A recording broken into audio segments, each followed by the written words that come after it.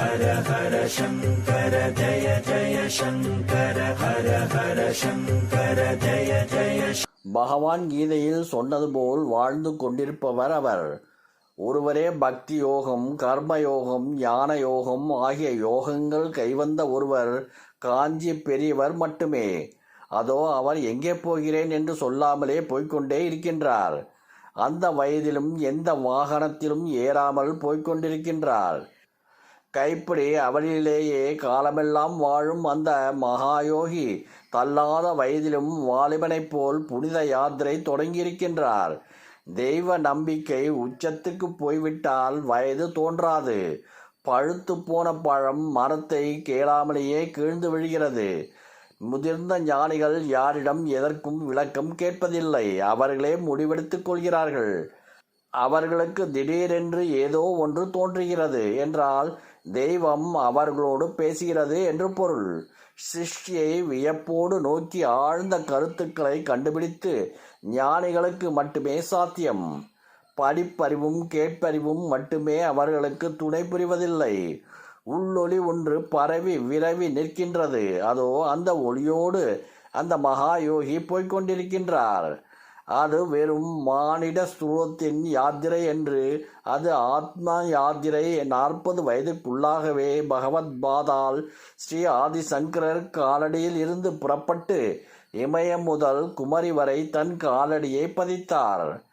அந்த கால்களிலும் காலணி இல்லை, அந்த கால்களிலும் இல்லை. ஆயினும் கற்கள் அந்த கால்களை உறுத்தவில்லை. முட்கள் தைத்தாலும் வலிப்பதில்லை. தெய்வத்தின் கருணை இந்த பாதங்களை பாதுகாக்கிறது.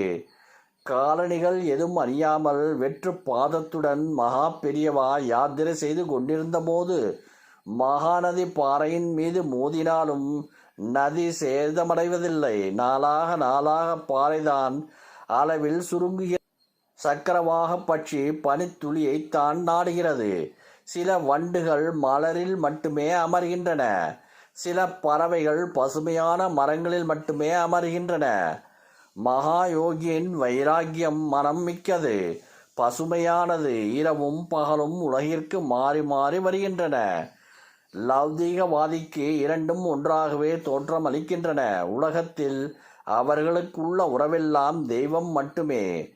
அந்த தெய்வத்தின் பரிபாஷையை சாதாரண மனிதனுக்கு சொல்லும் தூதுவர்கள் அவர்கள். அதனால்தான் மற்ற மனிதர்களின் தலையை விட அவர்களது பாதங்கள் உயர்ந்திருக்கின்றன. லோக யாதை சுகத்தை முற்றும் துறந்துவிட்டு தார்மீக வடிவெடுத்து அவர்கள் புறப்படும்போது தர்மம் நடப்பதை விரிவாக்குகிறது. மகாயோகம் மலர்களை தூவுகிறது. மகாராஜாக்களுக்கு இல்லாத மரியாதை அவர்களுக்கு கிடைக்கிறது. ஆந்திராவில் ஒரு கோவில் கட்டப்படுகிறது. அதன் மூலஸ்தானத்தில் இன்னும் சிலை வைக்கப்படவில்லை. அங்கு போய் காஞ்சி பெரியவர் ஓரிரவு தங்கினாராம். சிலை பிரதிஷ்டை ஆகிவிட்டது என்று ஆந்திர மக்களெல்லாம் சந்தோஷப்பட்டார்களாம். அவர் பிராமண ஜாதியின் தலைவர் அல்ல. பிராமணர்கள் அப்படி ஒரு நிலையை உண்டாக்கக்கூடாது.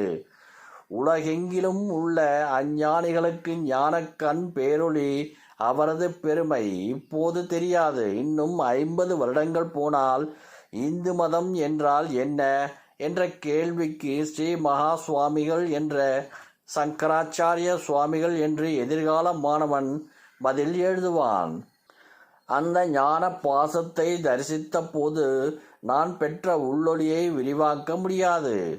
கோடியில் ஒருவரே எப்போதாவது இப்படி ஆக முடியும். செஞ்சி கோட்டைக்கு போகிறவர்கள் எல்லாம் ராஜா தேசிங்கு அல்ல. காவி கட்டிய எல்லோரும் மகா யோகிகள் அல்ல. ஞானம், வித்தை, ஒழுக்கம், பண்பாடு ஆகிய அனைத்தும் சேர்ந்த மகா யோகி எங்கோ எப்போதோ அவதரிக்கின்றார். அதோ அவர் நடந்து போய்கொண்டிருக்கின்றார். சாலைகளில் இருமரங்கிலும் அந்த யோகியை தரிசிக்க ஜனக்கூட்டம் திரள்கிறது. இறைவன் கருணையினால் நமக்கு கிடைத்த அந்த வரம் இன்னும் பல்லாண்டு வாழ வேண்டும். அவர் ஜாதி வெறியராகவோ மத வெறியராகவோ ஒரு நாளும் இருந்ததில்லை. அரசியல் வில்லங்களில் மாட்டிக்கொண்டதில்லை. பகவான் கீதையில் சொன்னது போல் வாழ்ந்து கொண்டிருப்பவர் அவர் ஒருவரே.